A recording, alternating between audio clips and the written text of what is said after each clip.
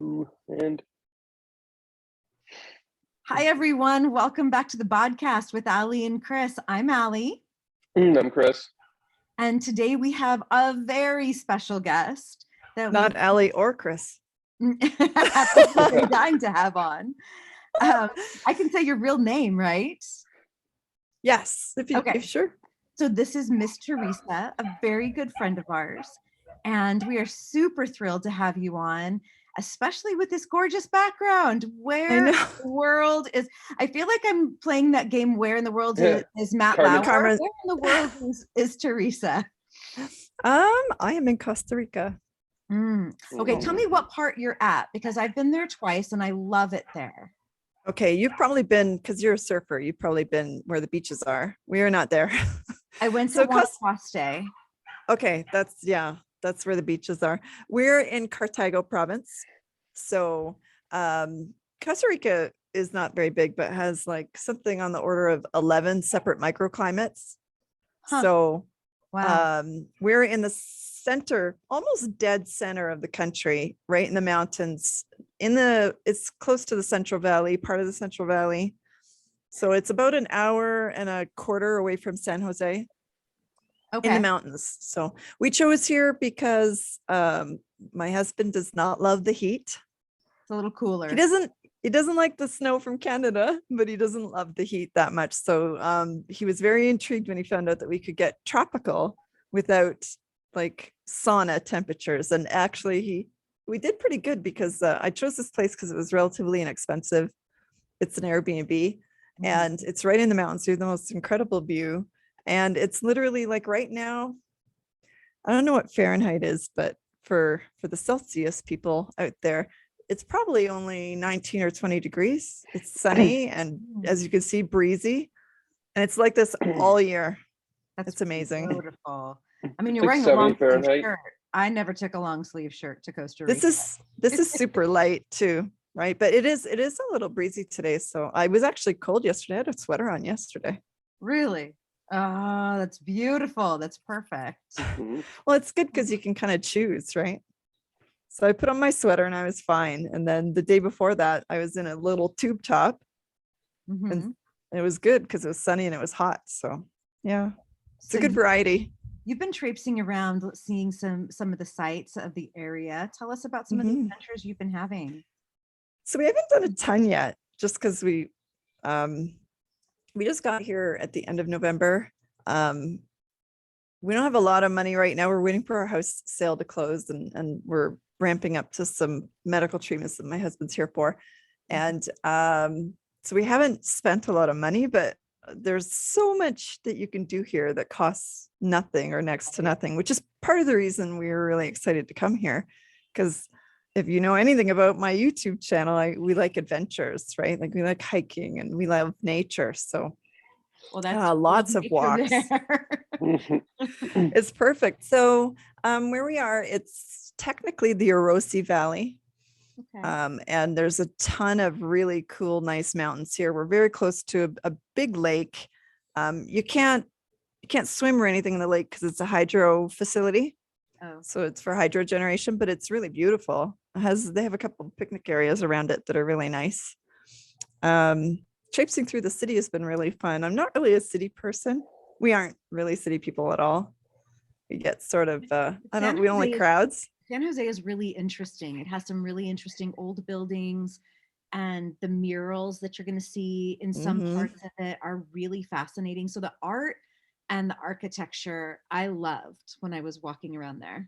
Their library. Yeah, I've shared some of it on my Twitter too, because it really is very cool. I was surprised to find brutalist buildings there, because brutalism is a kind of architecture. It's big, kind of Soviet style, industrial looking. Some people really love it. I find it quite ugly, but I have a friend on Twitter who loves brutalist buildings. So I've been sharing those with him because I was a little surprised to find them here. It's not really where I'd expect to find Soviet architecture. Yeah, I didn't see anything like that when I was there. So I bet if I showed you a couple of pictures, you'd recognize some buildings. But and then I started that Twitter account for my doors. Have you seen it? No. I don't know if you've seen it. No. For doors? Yeah. I noticed when the first time we were in San Jose, everywhere you go, not just the architecture, but the doors, they're elaborate, wood carved or iron all over them. Sometimes it's just the texture, like they're really old and beat up, and the texture is just so rich and really cool. So I started taking pictures of all these doors, and I started a Twitter account just for sharing pictures of these really cool doors that I come across in Costa Rica. So it's La Puerta CR. Is the handle for it. It's very cool though. I've been really enjoying it. So now everywhere I go, these people probably think I'm crazy because why is the gringa taking pictures of doors? Of La Puerta? Exactly. There's Gringa probably some people going, why is she taking a picture of my front door? Because it's like people's houses and stuff sometimes, but they're really cool. I mean, just stuff like that. I love architecture and I love art, right? So, but these are the kinds of things you often just overlook it because you think it's just a door. It's a utilitarian piece of machinery that you use to get in and out of places. And not a lot of people take a really close look at stuff like that. But it's very cool. I've been enjoying it quite a bit. So now I don't go anywhere without my phone so I can take pictures when I'm there. That's very cool. One of the things that I really loved about Costa Rica when I was there the first time is how health conscious everyone is. The food is so clean. Yeah, that's not a lot of like fried crap or anything like that. I mean, it's really, really good, beautiful, flavorful, simple, whole foods. Yeah, that was a real win for me because you know how much I love food. Yes. And I try to be healthy. It's not always a win for me, right? Sometimes we have to indulge. But the healthy part, like when we were making plans to come here, I said to Mike, can you imagine how easy it's going to be to eat really well there? Because everything's fresh. The eggs are like from the chickens down the street, and the vegetables. The fish just crawled out of the ocean. I haven't had any of the fish yet. We're a little far from the ocean, so I haven't had any of the fish yet. But I'm really looking forward to it. We have some trips planned down by the coast soon, where I plan to have some fish because I like fish, but I really like it fresh. And the most of what I can get here is frozen, so I haven't bothered. How far are you from the coast? I think we went to Nicoya Peninsula when my son was here for a week over Christmas for a couple of days, and it was about this. Google Maps says it's 3.5 hours away. It ended up being closer to 6 because the traffic's terrible. But the funny thing is, it was almost 6 hours to drive there, but it was only like 151 kilometers, so it wasn't even far. It just, when you're taking a road that does this and there's nothing but traffic, it takes forever. You're not driving 70 miles an hour there and back. No. Well, that's the Pura Vida, right? Like you got to take your time and you got to be okay with it. So that's pretty good. Like the road to Hana. Yeah, it's the roads. I mean, I'm a driver. I love to drive.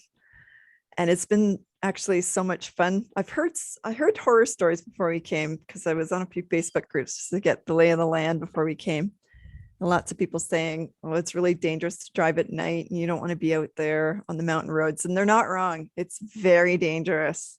Those roads are treacherous. You're up really steep slopes. The turns are hairpin. There's no guardrails. There's no center line, right? Like totally, and there's no lights. Wow. So it's pitch black. But I mean, when we came here first, our plane arrived pretty late.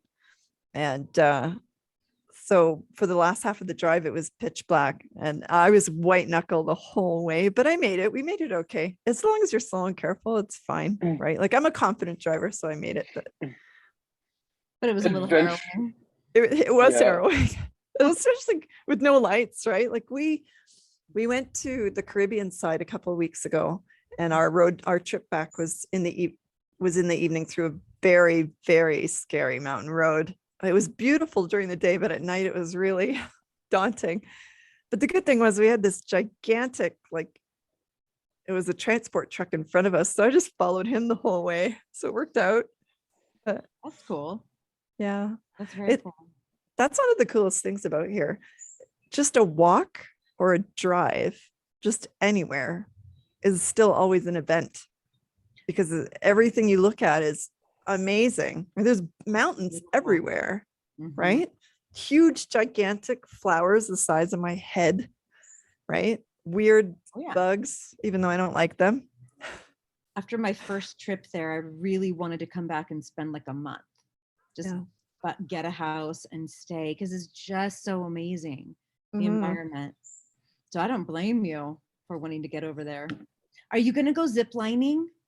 It was one of my favorite adventures there. You get to zip line through the rainforest. Like, Maybe we've Treat a never been treat. huge zip line fans. I like rappelling and stuff, but the zip line always seemed. But then again, most of the zip lines I've ever done were in Canada, and they're pretty lame, right? Like, well, at least on my side of Canada, Chris knows. the only one I'd ever done was in Costa Rica, and it was amazing. I think one of the places that I have bookmarked to visit in February or March, actually, I think has zip lining in it, so that we may do that then. We've done it. We did it in Mexico and really enjoyed it, but there were huge tall towers over the rainforest. I don't know what it's like here. I'm sure it's cool. There were parts where you're like, just 30 or 40 feet off the ground, and other parts where you're like, that's a drop. Woo-hoo. I'm a little bit chicken of heights, so I don't know. That's about 150 feet. That That's a would drop. suck.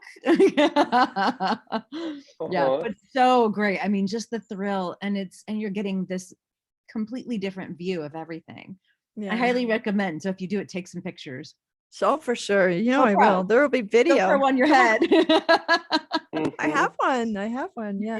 Well, I'm trying really hard to videotape most of what we're doing here so that I can share it on my YouTube channel, because it is so cool. And it's like being on another planet sometimes. Like, my daughter is here with us. She's 20. And she was living with us when we left Canada. So we just said, just come with us. It's only for a few months, and you can experience something new and have some fun. And she's just kind of mesmerized by the way things are here. It's so different, even culturally it's different. But she's loving it. She's really enjoying a lot of it. She likes nature too, so that helps. What a very cool opportunity for her. That's neat. Yeah, she's been helping me bake too. She loves the cooking part. Yeah, loves the cooking part. Yeah, I saw some of those videos. Thank you for the cookie thing, by the way, because I did that on Christmas Eve morning. I grabbed you posted that video, you sent it to me. It was like, okay, let me take a look. It was peanut butter, right? It was peanut butter. Yeah, you said there's some tips in there, and I went, okay. So I completely modified it, natural peanut butter. Yeah, and I used the monk fruit sugar. And it never got firm the way it did in your video. And I went, okay. I mean, I had to like form it into little balls. To put in there. But it came out delicious. And they were gone. I had one cookie. They were gone, swallowed up whole. I went, it's crazy because you look at the batter, even when you're rolling it and it's sticking to your hands, and you're like, oh, this isn't going to work out, because you're thinking these cookies are just going to turn into slop in the oven. And they don't. They come right out. They did. Yeah, it's amazing. And so they came out, and I just took the dark chocolate covered Reese's cup, and I just stuck it right in there while it was warm. And I looked at it, I thought, I don't know if these things are going to be firm enough to eat when they cool. But they were, and it was great. Thank you for that. People who don't understand why we're worried about it, it's because those peanut butter cookies have no flour. Right. So it is possible to make them almost keto. Yeah, I don't think that's technically keto once you put even monk fruit sugar in it, but it's pretty close. I'm not after the keto part of it. I just wanted a good tasting cookie that was easy to make. Yeah. I didn't have to worry about gluten with. They fit the bill, that's for sure. Really, really do. Yeah. Delicious. So thanks for doing that. What a timely thing for you to do. Okay, I love sharing that recipe. So tell me, what is your favorite part about being in Costa Rica, other than the beautiful weather and what you've talked about already? I want to get a little deeper. Like, the people here are amazing. Like lots of people. So we heard stories about like a lot of Canadians and Americans. They pull up stakes and they come here, And they have Lot of this kind of idealized version in their head of the way it's going to be to live in paradise, right? Yeah. And it is a lot of that, but they come without a lot of realistic expectations too. And they end up after a couple of years, they give up and they say, oh, I've had it this place, I'm going. And a lot of people complain about the people here, and I just do not understand. I don't, because they're amazing. I think, to be honest, and I don't want to just paint with too wide a brush, but a lot of the people I see that make that kind of complaint, I can kind of see that it's possible that the reactions they're getting are reactions to their expectations and the way they behave, right? Like when we came here, we decided we're going to do our best to learn the language. We're going to do our best to accept the culture the way it is, not walk around and wish that it was different. Well, and also treat the locals like they're servants or less than, right? Like lots of people come and they act like tourists, and nobody likes tourists. There's a reason nobody likes tourists, because they're jerks and they leave a mess everywhere, right? And I mean, everywhere we've ever traveled before, we were always like that. We were like, no, I'm not here to transport my life the way it was over there to here and just try to make it the same. I come here for something different. Right. So we organized our life for while we're here to be like it should be if we were Ticos too, right? I mean, minus the work. Mike's still working, but I'm not working right now. Lucky you. But well, I've been managing our YouTube channel, both of our YouTube channels, and a whole pile of other stuff. So it's not like I've been slacking, but that's enough work. Yeah. But honestly, the people here are amazing. We got really lucky too, because this town that we chose, and it was almost completely random.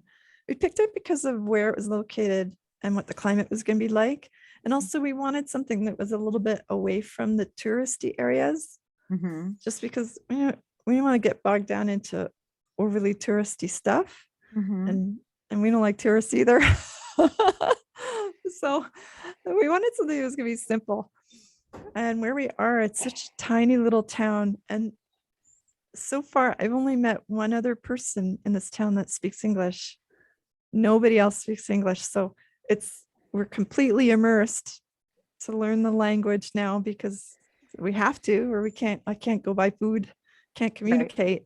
Right. So, but everybody's been super nice. Like I find if you make the effort to try, even if you sound ridiculous, they're happy to be friendly most of the time. We haven't had any bad experiences so far. They all just kind of mind their own business, or they help if they can. People wave at us on the street now, and we walk every day right through town, just go for a walk. So that we're getting kind of used to having us here. So that's the best part so far. They've been really cool, and they have a really good sense of humor, the people here. So that's awesome. Chris, how does that compare with your trip in Mexico? It's very much along the same lines. Like whenever I was down there wasn't really a lot of people who spoke English. I'd run into a few here and there, but for the most part, they were all like a little, I wouldn't say they were perturbed at my lack of Spanish, but they were also like, oh, okay, this is going to require some sign language or something, and blah, blah, blah, point and do this and da, da, da. But, they were still pretty accommodating. They didn't make too big of a deal about it. So it was adventure of a lifetime, as they say. Well, I've had people make an effort to try to communicate with me in English, and I'll always ask them to please stop and ask them en español, right? Because I'm trying to learn, and they're usually pretty good. And sometimes they talk so damn fast. So I've learned how to say despacio, por favor, go slow, right? Because like, especially things like numbers, we don't have a car, so I've been taking the bus everywhere. So communicating with the bus driver for fares and where I'm going and stuff has been a bit of a challenge, because the numbers are hard to get, right? Like today it's 835 colones and tomorrow it's 680 colones. It's a lot of numbers to figure out so quickly, but it's come along okay. They're pretty good. If I tell them I'd like them to go slow, they're usually well. So And they appreciate the effort. As soon as I tell them I'm trying in Spanish for me, they'll usually do it. That's cool. Because I think they appreciate that you're trying to learn, even if sometimes it makes it slower. I think that's true of any culture that gets a lot of tourists. You know, in Orange County, we get a lot of tourists. It's a vacation destination. And if they try, you know, to speak English, then it's like, sure, I'll go slow, I'll help you out. But so often, a lot of tourists are not even trying. It's true. It's true. Yeah. Yeah. Well, you got to think about it the way you think about it for yourself, right? Like I'm so happy to be friendly. I'm that person that bakes cookies and pie and brings it over, right? Like I love being nice to people, but if I have somebody that comes up to me, they don't even make an effort, right? And they expect me to figure it out for them. I get my back up a little. I can be a little unaccommodating. It's just rude, right? It's rude. I wouldn't ever do that. If I go to another, I once spent over, maybe a month and a half or two in Bulgaria. Made a huge effort to learn as much of the language as I could because my attitude was always, I'm in their place, right? They shouldn't have to learn a new language to communicate with me in their house, right? It's just rude. Right. I have a short story. Well, somewhat. In Southern California, there's a lot of people that do come and immigrate here, and they don't speak the language, but they've been here for decades and they're still not speaking English. And I'm like, you know what? No, you're here. We speak English here. You've been here long enough to have learned.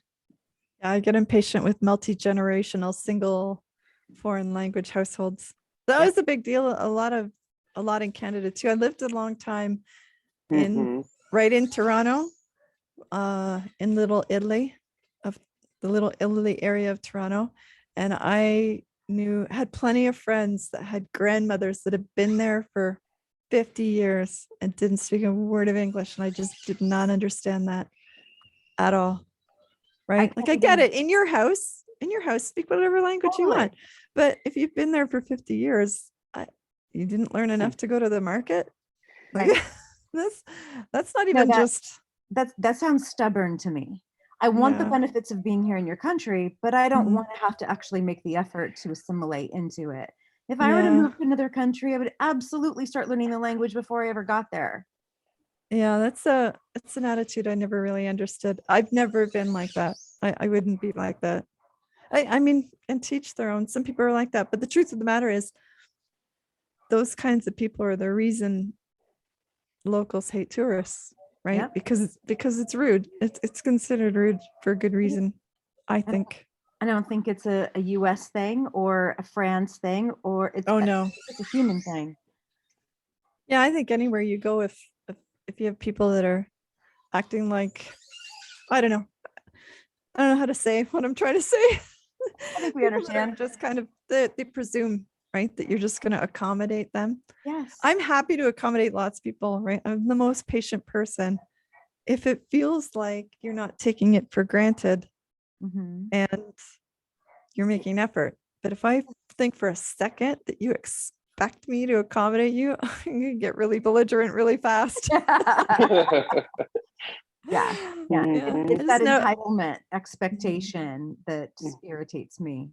It's true. Yeah. It's true.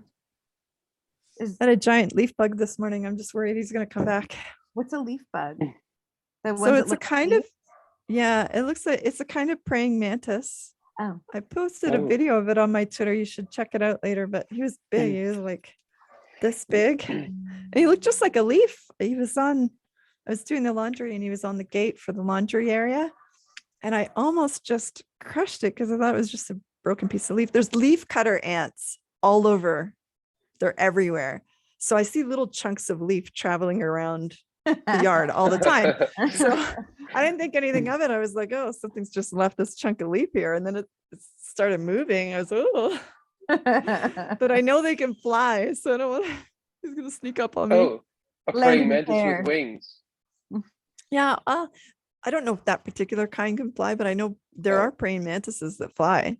it was a nightmare the day I found that out. I won't even lie. Because Not your favorite bug? No, actually, praying mantis is probably my least favorite bug, even over spiders. Really? I've been bit by one before. It's painful. You would not believe how painful that is. Yeah. Well, do you remember that video that went around whenever there was the killer hornets or something like that? And then it was like praying mantis versus the killer hornet. Yeah. And it just dismantles this hornet like as if it was just a little piece of cake it was playing with. They're terrifying. And they're really gross, right? Like the murder hornets, that's what it was. Yeah, they have those legs that do this, right? And they always move like, and they're so fast. They'll just sit there almost stationary and then boom. Then just all of a sudden. I literally remember that video, and that was the first time I finally understood that why they put praying mantis as one of the characters of, like, you know, the ninja death in the Panda movie. I'm talking about Kung Fu Panda. Yeah, I was like, why a praying mantis looks so? It's like, why? What? Now I understand. The females are the worst. Really? The females are the worst. They mate with their male and then they rip his head off and eat him. Yeah, they kill him. I think I know some women like that. I know I do. I think we've seen them on Twitter lately. I was just thinking, I think we know the same woman just like that, don't we? Right? Oh my gosh. Yeah, what a complete shit show that was last week. That's a have your cake and eat it too moment. Yes. Yes. Have your poison cake and eat it. I was happy for the new year to turn over and like we can leave that shit behind us, right? Like that one's gone now. Hopefully. I regret that I dug that out because so that woman trashing me never bothered me. I don't care. She doesn't mean anything to me. She's never liked me, so that's fine. But she was coming after some of my friends. That shit makes me crazy. Like if you ever want to trigger me, that's the easiest way to trigger me. And I hate to put that out there because it gives people ammunition. But the truth of the matter is that's how you trigger me is come after my friends. I get really ugly, really. And I regret that I let that go like I did because I shouldn't have even responded to her at all. But it just made me so mad how rude it was. So I deleted it after because it just seemed like it wasn't worth it. I regretted it. This is what happens when I get mad. I thought it was gutsy. I thought it was gutsy, and I thought it was completely fine and justified. And all I could think was, "But you're in paradise. Don't let this ruin your day." Like, just that's the thing, right? Like I wasn't wrong, and I wasn't lying. No, right? Everything I said was absolutely true. Yeah. It just it seemed to me it was a bit of a step down for me to even acknowledge it. Yeah. She wasn't worth it. She wasn't worth me losing my cool. That's for sure. I actually had one of my friends, Rooster, he replied and he goes, I can't even imagine what I'd have to do to get a response like this from you. Oh, Jesus. Well, she did a lot to deserve that response, and it had been over quite a period of time too. Yeah. Well, there's a certain type of person on Twitter that's just, I mean, she's one of many that they just dig their nails into everybody's feeds to try and like extract as much attention as possible. Well, there's people that are not happy with the way their life is, so they look at people who are happy and they try to destroy that, or they try to make it into something that it's not, right? Like coming after my friends and then accusing me of cheating on my husband. First of all, I couldn't have been funnier. I laughed at that. I was like, I was like, you've got to be no. Not a single soul who knows us would ever believe such a stupid thing. I literally laughed out loud whenever I read that. I'm like, no, not even close. I was like, you've got to be freaking insane to make that statement. Oh, it's impossible that we're as happy as we are. Yeah. It's impossible because nobody could ever be people that like happy. That must be a lie. They don't know how to make that happen. Nope. So, 15 years is still going strong. I brought him to another country and I haven't killed him yet. There's been plenty of mountains I could have shoved him off of here. There's lots of places to bury the body. Sure. There's nothing but land over there. It's true. But I actually really like him. 15 years for you guys now? Yeah. So 2006. Yeah, 2006 is when we got together. When's your anniversary? So the anniversary of getting together is April the 10th. Our wedding anniversary is September 12th. And that'll be 09. So 12 years. I have to do the math. I keep forgetting. So everybody says it's always the man that forgets. It's not. It's me. Or I don't forget the date, but I always forget how many years it's been. But then again, I also forget how old I am. So you're coming up on lucky number 13 here. Oh, yeah. That'll be awesome. Yeah, it is pretty good. And I mean, it's awesome. It's awesome. I absolutely love this guy. Mike is just he's a totally down to earth, no nonsense guy. There's no games but he's happy to just sort of go along with anything. I come up with some crackpot schemes, right? Like I wake up and it's like, oh, there's a mountain over there. Why don't we go see what's at the top? Right? It's like 12 kilometers and it's like a 40-degree slope. And he's like, okay, I better pack some water. Right? He's like, okay, I'll go. That is cool. Am I gonna need some extra socks for this? But he's totally game, right? Like most of the time, I don't even have to convince him. He's just like, sure, let's have an adventure. I love that. I haven't had a single man that's been brave enough for that yet before him. What do you actually fight about? Probably isn't very often. No, it isn't often. No, because we're mostly aligned with values and ideals for the most part. The truth is, we fight about his ex-wife. Well, thorns can cause fights where they don't even need to exist. Yeah. Well, the truth is, so we're still embroiled in a lot of legal troubles with her. So that causes a lot of stress. And we can't afford the amount of legal help that we need. So most of the paperwork and whatnot is done by me because I know how to do it. So that's stressful too. And so a lot of it is me venting, right? And he's very patiently lets me vent because he understands how stressful it is for me to have to weed through all this all the time. But so every once in a while, I mean, the problem is he married her for reasons that ended up being bad reasons, right?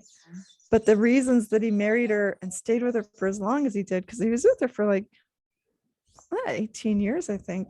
Oh, wow. Are also the reasons that it's sometimes very hard to get him to take a different tack, right? Like he stayed, and it's part of it is because of his nature. He's very stoic. He's very just kind of go along to get along. He doesn't want to fight, right? So he'd rather choose the path that is the least amount of conflict. The problem is she takes that as an invitation to just railroad over people. And that causes problems for us because we can't afford her demands. So he has to fight in ways that he's not used to fighting. Well, it's a good thing you married a fighter. Yeah. Well, if I could fight for him, she would be sorry. But I mean, so the problem is most of the time what we fight about is how we were supposed to, or how we should respond to her sometimes. Because he also, in all fairness, has the conflict where he has to also ride the line with his children, right? He doesn't want to throw them in the middle of things. He doesn't want to alienate them or create more conflict that they're going to get the backlash for, right? Because his ex-wife is very, very big into dragging the kids into everything. So if he fights her on anything, that becomes another aspect of the fight, is what she's going to do to the kids, or she's going to say to the kids, which she's going to have the kids say. So in his defense, he takes the line that seems the most pragmatic, to avoid the most amount of conflict, but sometimes it's not the right way. So, but this is short term because his kids are almost completely all adults. And once she's out of our life, I don't know what we'll fight about. We don't even fight about what to have for dinner. So I don't know. Maybe there's such a thing as a relationship that doesn't need to have fights. I don't think that's possible. You're always going to fight about something, but we don't. I mean, like I said, we fight so infrequently that without that tension in our lives, it would have to be, they wouldn't ever get as big as they've gotten. I don't think for other things. There's always going to be something, but for the most part, we don't. Right? Like, that's good. Yeah, we fit each other really well. So he gets me more than anybody ever got me. He understands me. It's tough. It's tough to understand me sometimes. I'm a very complicated person. But you're a beautifully complicated one at that. Thank you. I don't fit into boxes very well, right? Like, this is part of the problem I've had on my Twitter is, I don't fit in with the trads, but I kind of fit in with the trads, and I don't fit in with the tomboys, but I definitely fit in with the tomboys, and right, like I'm a little bit of everything. So some people get scared off by that. Lots of guys get scared off by that. I can relate. Yeah, I know you can. Statements. That's why you have those shoes. Yes, I have those shoes. Thank you for my shoes. Do you still wear them? To me. They're so special. I got to wear them once. Now I run around in my tennis shoes and my sweats for most of the days. But when I do get a chance to dress up, I will wear them again. I had to give mine away. Why? Because I couldn't bring them here. I couldn't bring them here, and I stored a bunch of things, right? But I had to pare down, right? I had like 80 pairs of shoes because shoes is one of those things for me. I have a very girly pair of girly, but I had to pare them down because I just couldn't afford to store as many as I wanted to keep, and I couldn't bring them because they're going to get ruined here anyway. Yeah. So I have a very good friend in back where our house is that is taking care of our house right now, who is very girly too, and she was very pleased to have them. So at least they went to a good home. She's my size, so it was nice because almost nobody is size 9. What are the odds? Yeah. I have not been able to buy shoes here. These people have small feet. Does Amazon deliver? No. That's another problem. Really? There's no addresses here. They don't have addresses. But how would you? How does somebody find you? How do you? There's no order delivery or anything like that, huh? Smoke signals, carrier pigeons? Not really. I mean, you can get Uber delivery, but literally the address for this house is 200 meters past the cemetery on the uphill side, the house with the red gate. That's the address here. Oh, that's the address. There is no house number. There's no street name. That doesn't exist. Slightly more useful than longitude and latitude coordinates. No, actually, longitude and latitude would have been easier because then I could have put it in the map, right? In the map, it's like put a pin on it. You just need a map, though. Most people don't use those. So, I mean, we were warned when we came that Amazon deliveries are few and far between. Even if you have an address, getting your package is a whole other story. I mean, like customs or problems, and there's always going to be theft, right? So we were warned that just get used to not ordering things to be delivered to you. There are people you can get a post office box that has a proper address so you can get stuff delivered to, but customs is another whole other ordeal, right? We haven't done it yet, but I've heard lots of stories that it can cost you way more than it's worth just to receive something. And there's things, I mean, I couldn't order shoes. You can't order shoes. It's illegal to import shoes unless you're a designated importer into this country. Oh, okay. Oh my God. Yeah. But you can leave the country, you can buy shoes and you can bring them in. Yes. If I had them in my luggage, they were part of my luggage and they were clearly used shoes, that's no problem.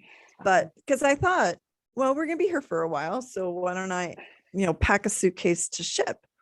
And I got warned, don't put shoes in it. And clothing is a problem too. They said the amount of paperwork that they need for importing clothing, even used clothing, is so ridiculous. It's not worth it. So they said, if it's not in your suitcase with you on the plane, leave it at home. Don't try to ship it. Oh, okay. Yeah, crazy. Because I was like, well, we ended up with 9 suitcases just so we could get the minimum of what we wanted to have. But I would have brought more if I could have shipped a suitcase or 2 to add a few things. But did your son bring you anything from home? He did. He brought a suitcase full of stuff because there was stuff like my hair dye I got here. There is no blondes here.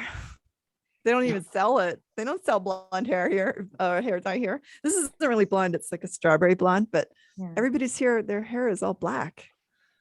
So they don't have light colors, and red is rare. It's hard to find. I'm sure closer to the city, like San Jose, I would be able to get it. But where we are, it's so small town here. Like, forget it. The closest thing in Cartago, there's a Walmart. Okay. But Walmart, their colors are only for dark hair mostly. So he brought me like 6 boxes of my hair dye. Are you going to be brunette soon? Oh no, I'm a redhead, but it's mostly gray now. Oh, so are you going to be a gray head soon? Maybe. Well, like I said, I have 6 boxes of my hair color now, so I got enough to tide me over. You could always go brunette instead of going gray. Oh, I used to be a brunette. Yeah. Really? Yeah. Actually, when I got married, I saw those pictures. I thought you looked beautiful. Thank you. It was hard to keep though, because when my roots grew in, the dark was so dark. When the roots grew in, the silver and the red mixed was like neon against the backdrop of the black. So like it took a lot. I had to keep on top of it like every 2 or 3 weeks. It started to get really tough to keep on top of it without it looking like, those old Italian ladies that they're down the street and they have like their dye here and they're like this huge band like this long of gray hair. I just didn't want to do that. No, I don't blame you. You don't look like an old Italian mother. Well, I got the old part, and the mother part, but not the Italian part. I don't think old is really any word that anybody would use to describe you. Oh my goodness, I feel old. Why? Oh, it's tired all the time, achy all the time. Like some of my neck and back problems, right? They're getting better now that I'm not working anymore. Good, because that was a major problem for you. Yeah, the repetitive keyboarding I was doing for my job was ruining my right side. Yeah. So it has been getting better. I've been starting to do some body weight training here, just light stuff. But it's still, I wake up and everything hurts. I don't feel like I should feel like that at 48, but yeah. Yeah. Well, hopefully that will get better so that you have less and less pain. Do they have any kind of chiropractic over there? Have you found an area where expats tend to congregate for retirement? Because that's been something that the US has been doing for a while. There's a lot of people that just sell everything and go retire in Costa Rica because their dollar can go so much farther. Is there like a single area there that you've noticed where people there's a couple. We're not near any of them right now, but that was kind of on purpose. But I mean, we're, like I said, we have plans once our house sale goes through to get stem cell regeneration therapy done here, because there's a really good clinic that does it here. We couldn't get that in Canada. So this don't is even think you can get a lot of that in the US yet either. Well, this is adult stem cells, so they're not from fetuses or anything, because I wasn't going to do that. No, they don't really do that anymore. They do it from we've heard some people talk about it. They do it like from fat cells and other ways of doing it. That's just way more. It's not only more ethical, but it's also easier. Like that's actually harder to do. That's why it kind of just went out the window once they found a better way of doing it. Yeah. So we're going to get that done as soon as we can. And I expect that's going to improve things quite a bit, because I think both of our problems, mine and Mike's, is really badly degenerated discs is just causing nerve entrapments, right? And that's where a lot of the pain and discomfort is. So Yeah. I mean, I've spent the last year and a half at a chiropractor. Mike spent the last almost a full year at the chiropractor, and things just didn't get better. Yeah. Not really. So we're just going to go that route instead and see how we do. I think that's a great idea. Are you in the area right now where you're going to be able to get those types of treatments, or do you have to leave there and go someplace? No, we'll have to go closer to the clinic once we're ready. I picked this spot because it was the right climate, and because the Airbnb here that we're in is pretty cheap, right? Like, it was one of the cheapest ones in the country. I was surprised because it's beautiful. But we'll have to get closer to the clinic when we're ready to do it. But that'll cost a little more. We figured since we're here like 2-3 months early, I don't want to spend the extra money. And I don't want to be too close to the touristy areas anyway. We didn't want to do that. I don't blame you. I mean, I don't mind the tourist attractions, but like spending a lot of time in the expat groups on Facebook, like I said, a lot of those people, there's been some really nice people. I shouldn't say too much, because there's been a lot of nice people. I've asked questions and they've helped, but there's a whole lot of a-holes. Really? Mm-hmm. Yeah. A lot of jerks that just bully people. It's Facebook, right? Facebook's like that. That's the way it is. It's always like that. Every group I've ever been on Facebook, it's more bullies than anything. They just know-it-alls that want to tell people what to do or make fun of people. So, but I figure if they're in the Facebook group, because they live there, right? So I don't want to live there too, because I don't want these people as my neighbors. I'd rather not. Yeah. So very smart. I try. How is your Spanish coming along? Not very well. No. Part of my problem is my memory is really bad. So I'll take my lesson and I'll do well at it, and then by the next day I'll forget half of it. I used to, when I was in Canada, I was doing microdosing of psilocybin mushrooms. And when I was doing the microdosing, I was finding my memory was improving significantly. Like, I was really doing well with my language, but I can't get those here. Oh. I was growing them at home in Canada, like myself. So I could just grow them, but I can't grow them there. Well, it's illegal to start with, but also where would I get the plugs for it? Right. It's not the right climate. Sport plugs. Oh no, I've been told, because I actually put a question out on one of the Facebook groups. Does anybody know where I could get like the sport plugs, right? Or supplements, right? Is it legal? Because I wanted to ask first, is it legal? Is this possible to get? And I got so many people told me, go into the cow fields after rainy season. They grow everywhere. But I mean, that's the same way in Canada, but I thought it always required frost for them to sprout. I thought they wanted that cold shock. I don't know. Maybe it's a different mushroom. Strain? Same. Yeah. Could be, but the answer was they're common here, but you got to go pick them yourself, and they are not legal. So I don't have any. They are right about the cow patties. What? Go pick them. Oh, sorry. Well, they are right about the cows. I also don't want to just traipse through somebody else's field and start picking the mushrooms off the field. You ever know how that's going to get received? I don't know. We'll see. Going around sticking your hands in cow poop? No, that doesn't sound good. I would do it. That would be fine. I don't want to trespass, right? I want to be rude. But also there's that thing, like, I'm not laugh at the gringa. They probably would. I'm not that good at mushrooms either, where I could just readily identify them as opposed to other mushrooms. I always worry about mushrooms if I don't know for sure what it is, right? Like, it's one of those things that totally kill you if you're wrong, right? So could be like playing Russian roulette over there. Yeah, I'm not that much of a risk taker, actually, contrary to popular belief. I like things pretty safe, especially my food. I like my food safe. I don't have that kind of sense of adventure. Right? Don't like being attacked by your food. No. No. So that's reduced my language consumption somewhat because the retention has been dropping pretty hard since we got here. Really? Because I can't. Yeah. I don't know. I've been trying with diet to see what I can do to improve my memory. I'm trying to find supplements, at least for lion's mane, maybe here, because I'm pretty sure that's legal here. And we'll see. But I have dementia history in my family, so it's not that surprising that my memory is depleting. And 8 years of night shifts, terrible night shifts, and terrible diet during night shifts. So it could take your body a little while to recover from all of that. Yeah.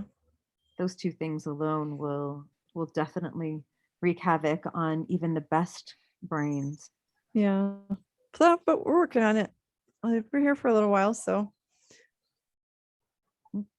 I wonder if there's an animal behind me. I wonder if there's some doctors there that, not being like any of our Western medical doctors, that could help you get access to the things that you need. Yeah, I think once I learned the language a little better, and like right now we're pretty isolated where we are, and I've only ventured out so much as the bus can take me, right? Mm-hmm. But I think once we get ready to do our medical treatments and start getting in contact with doctors, mm-hmm. right? Like I've been in contact by email, but not about other things.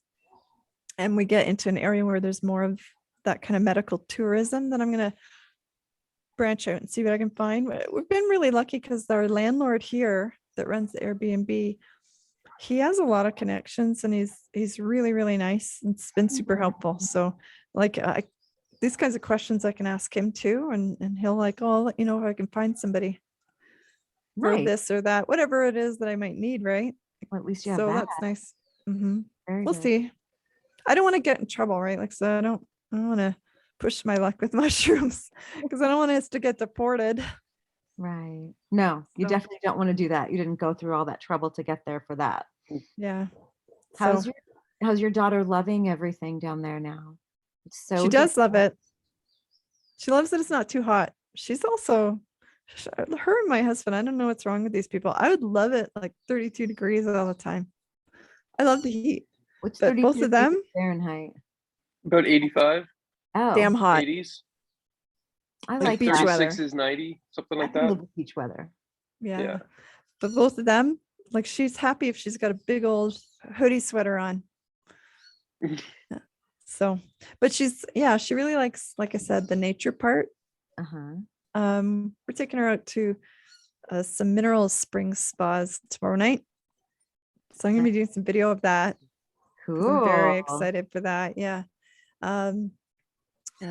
So it's that kind of stuff she really likes. And like I said, the food, she's loving the food here. All the meat here is delicious. You would not even believe it. So I'm used to meat from Costco, right? Or the grocery store. You get chicken and it's like this white nightmare of no flavor, right? Even when you put the skin on it and you've seasoned it. Yeah, I've gotten pretty good at making chicken really good.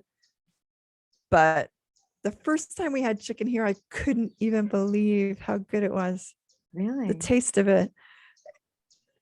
It was like another animal, right? Like it had so much flavor and it was so tender and juicy. And every time I've had chicken here, it's like that. I get it from the butcher, throw it in the oven, and it comes out and it's this miracle flavor. It's like chicken was always that thing that you just make do with for me, right? Because it's the inferior protein, right? Right. It always tasted like it. This chicken's and it's everywhere here. Like chicken's one of the biggest things they make here. It's so delicious. Really? The ground beef too. It doesn't even need seasoning. I don't even know what they're doing there, though, right? Yeah. It's all local. Yeah. Really delicious though. It's good to eat. Like it's easy to eat good here for sure, especially if you like meat and vegetables and fruit. That's what I enjoyed about it. It was and the different pairings of flavors. Mm-hmm. I love the plantain chips with like refried black beans and just that with a little bit of salt. Oh, I could have eaten an entire bag of chips. Yeah, I anticipate I might actually gain weight here. Because everything's always so good. That's good. The only bad food I've had here is when we've gone out for like fast food that was like American fast food. So we had KFC the first day we were here, just because we had to stop on the road to get here, and we wanted something quick that we didn't have to worry about. It was terrible. My daughter was missing home a little after the first week, so we took her to Taco Bell because she was very excited about this double beef grilled cheese burrito that has been on all the billboards here, and it looked delicious. I thought, oh, that's gonna be really good. It was terrible. Really? So all the home food, the food that's like home here has been terrible. So we've just decided, no, we're just gonna keep eating local stuff because it's way better. Tastier. Yeah. I mean, I'm sure after having been there for a few weeks, your palate shifted. And everything else that used to taste good doesn't taste good anymore. Yeah. Well, I never loved fast food before much anyway. So it wasn't that hard for me to give up, to be honest. The convenience was always the reason I ate fast food. It was never really because I liked it. I like the fresh stuff, right? Like I'm happy to spend 3 hours in the kitchen. Like that's no problem. Lots of women that I know are like, well, I just want to throw something together that's fast, but I'm not like that. The kitchen is my safe space, right? I go there to heal, to that's my meditation space. Yeah. Right. And I get food at the end. It's like a huge bonus. So. Oh, that's awesome. Oh, it's so great to see your face. Yeah. And I'm not even sunburned. It's hard to tell because it's so bright out here, but I don't even have sunburn. I never use sunblock. I don't even have sunburn. Fabulous. Yeah, it's weird because I'm a redhead. I fully expected I'd have cancer by now. It's been good. You gotta come visit me. I would love to. Yes, well, you can. Yes, I will. We'll make some plans. You too, Chris. I haven't forgot you up there. Yeah, absolutely. No, Costa Rica, it sounds like a great place to go visit. It's fabulous here. Right. And there's literally anything you could possibly imagine, like anything you could ever want to do, you can do here, right? Like they got volcanoes you can visit. They've got mountains to climb. They've got hiking through the rainforest. You've got the cloud forest. There's waterfalls everywhere, right? It's just incredible. I still got to see one of those. A waterfall? Yeah. You haven't seen one yet? No, I remember I told you that about a year ago, and you're like, you're coming to Ontario, and I'm going to take you to a waterfall. And then something happened where we couldn't travel anymore. That thing got in the way for a year and a half. And then I kind of moved. Yeah. So, hey, you defected. I don't know. Yeah, he did defect. So you're not going back to PEI at all? Undetermined. I mean, I'd probably go back to visit at some point, but yeah, I don't think that's going to be in the cards anytime in the near future. Do you know what they're doing for COVID right now? Because I haven't heard. I mean, Ontario just locked down again. Hard. The last I've heard of it was just there at the end of November when they were locking down all the planes, trains, and boats and all of that. You couldn't do anything unless you had proof. And then it was like you were going to have to prove your booster shots. And I think it kind of started going that direction. I was like, how are you going to do all of this? Like, you just gave everybody a card saying you have proof of vaccination. And I know people that they weren't even given proof of vaccination when they got vaccinated. Yeah. They were just given some paperwork it didn't even say proof of anything. But then there's all these cards you got to get. And then it was got into, you were going to have to prove your booster shot in like British Columbia or something. And like little municipalities were doing their own thing. I'm like, please stop. Just please. My 92-year-old grandfather who has a flip phone. I don't even know how he's managing all this right now. Just because he's technology. He's probably the one that's been the most sane. He's not had to be embroiled in all of it. It's like sometimes I wish I had a flip phone. Yeah, you can't go anywhere, right? Like so. And Well, okay, that's the thing. Yeah. here's one thing. My son Julian and his girlfriend, they came down here for a week just around Christmas, just because they wanted to take advantage of us being here. They got to stay for free, so all they had to do was pay for their airfare, and they got a Costa Rican vacation for Christmas, right? Mm-hmm. But they're both vaccinated. He had to for his job, and she has a bunch of health problems, so she's immunosuppressed, so she insisted she needed to get it done. So they had all their proof and everything. They still had to get a negative test because their flight was going through the States to get here, and the States required a negative test even if you don't deplane. So okay, they did that on the way here.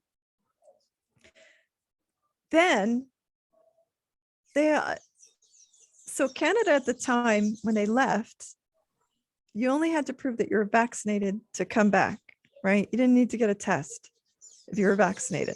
Mm-hmm. But while they were here, in the middle of the week they were here, Canada announced, no, anybody arriving back in Canada now has to have a negative test within 24 hours. So suddenly, in the middle of their vacation here, they got to suddenly book and pay for Another COVID test. tests, $500, because it had to be the rapid test because it had to be within 24 hours. What? Yeah, $500 Oh my God. for them both to get tested. So they got tested at 7:00 in the morning. Their flight left at like noon. They arrived in Canada, something on the order of 5-6 o'clock in the evening. And then get off the plane and he gets selected for random testing again. He has a negative test and proof of vaccination. And they still pulled him out and made him wait 3 hours for another test, same day as the last test he took. Because they're random testing 50% of the people that come off planes, regardless of. So why did you make him pay for it if you were going to just have him do it when he got to their airport anyway? Right. Right. But why not do it? Yeah. And why are you random testing anyway when he has a test from 10 hours ago? Right. I think none of it makes any sense. No, I think there's like some just weird paranoid behavior and a little flexing of the authoritarian-ishness that's been going on lately up there. Mm-hmm. The great communist state of Canada. Yeah. Well, he had a story actually, because when he was in line for this random testing, because the line was hours long, because he said that he'd heard that they were 50%, like half of every group was getting picked for random testing. That was the rule, right? So if you were a party of 4 people together, 2 of you were getting picked just randomly, right? The thing was, his girlfriend that was with him, she didn't get picked because she's the other half, right? But they told her, just go home. He'll meet you there later, right? You can't wait. She couldn't wait with him. Oh my God. No, but he just said, go home. He said they had people in line that had come with children, right? It's like a mother and her child. The mother gets picked for testing. What do you think the child's going to do? You just throw her in an Uber and send her home, right? Like, right. You're not letting them. No, I mean they didn't think that through. No, apparently they didn't separate parents and children, but the whole, like, there was a discussion had between the officials about what they were going to do with all these children that were getting separated from their parents, whether or not they should let them wait. It's like, you even have to ask this question. What the hell's wrong with you people? It's just, they're flailing around. This is the thing that makes me lose complete confidence in the whole scheme, is none of these people behave at all like they know what the hell they're doing, or like they have a plan that's been thought through at all. It just seems to be just randomly flailing around for whatever sounds like it might work. Yeah. But without thinking it through. Constantly moving through without a plan. It's like, well, wait a minute.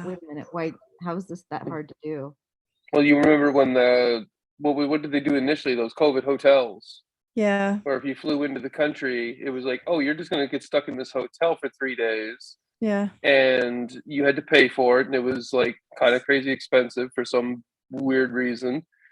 But the worst part of it was they didn't really set it up to like keep people fed, even, and or medications. safe. Medications, keep people They're safe still from each other. They're still doing that for foreigners, right? Like I've been reading stories about them doing that to people who aren't Canadian that are arriving, and then they're shoving them in this hotel, and they can't get their medications, and they can't get answers, they can't get the results of their tests, right? Like, and even when they get the results of their tests showing negative, it takes 3-4 days for them to let them out. Why? It's absolutely ridiculous. But you want me to believe that you're competent to like administer this regime? You're not. You're not even close to competent. And you know what the worst part is? We're paying for all that, right? Like my son had to stand in line for 3 hours to get a COVID test that he didn't need because he just had one done 8 hours before, 10 hours before. He didn't have to pay for the one at the airport. We paid for that. My tax dollars paid for that. My tax dollars paid for all of those people. They weren't allowed to get on the plane without a negative test. So they were all tested before they got on their airplane. And they still made them take a test again anyway. And we had to pay for it all. Well, and it's like, how could they have gotten it? I mean, if everybody had a negative test that got on the plane, where could they have picked it up along the way? In 8 hours, right? Like, is the test gonna be different? Maybe it will, but don't you have, at that point, don't you actually have a question about the test? I would. Like, is that a sign that you suddenly contracted COVID? Or is it a sign that maybe your test isn't working? Right. This is going to get banned, you know. Probably. Figured it was a good episode. Somebody would sorry, ban I brought it up. I'm sorry.